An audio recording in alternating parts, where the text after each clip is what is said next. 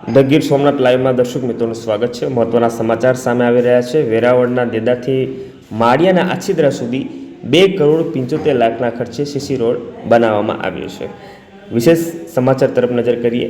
વેરાવળ તાલુકાના દેદા છાપી રોડ પર પીર બાપાની દરગાહની બાજુમાં 2,75,00,000ના ખર્ચે નિમિત્ત 2 જિલ્લાને જોડતા મુખ્ય રોડનું લોકાર્પણ કરવામાં આવ્યું છે। મુખ્યમંત્રી ગ્રામ સડક યોજના અંતર્ગત વેરાવળ તાલુકાના દેદા ગામથી માળિયાહાટીના તાલુકાના આછીદરા ગામને જોડતા 3 કિલોમીટરના આરસીસી રોડના લોકાર્પણ કાર્યક્રમનું આયોજન કરવામાં આવ્યું હતું। આ કાર્યક્રમમાં મુખ્ય ઉદ્ઘાટક તરીકે પૂર્વ રાજ્યસભા સાંસદ ચુનીભાઈ ગોહિલ ઉપસ્થિત રહ્યા હતા, તેમજ પૂર્વ ધારાસભ્ય રાજસિંહભાઈ ચોટવા, રામસિંહભાઈ ચાંડેરા સહિતના હાજર રહ્યા હતા। આ ઉપરાંત અન્ય પદાધિકારીઓ તેમજ માર્ગ અને મકાન વિભાગના અધિકારીઓ પણ કાર્યક્રમમાં ઉપસ્થિત રહ્યા હતા। આ માર્ગ ગીર સોમનાથ અને જૂનાગઢ એમ 2 જિલ્લાને જોડે છે, સાથે જ બંને જિલ્લાના વેરાવળ અને માળિયા તાલુકાને પણ જોડે છે। આ માર્ગ પર બંને જિલ્લાના ગ્રામ્ય વિસ્તારના નાગરિકોની મોટા પ્રમાણમાં અવરજવર રહે છે।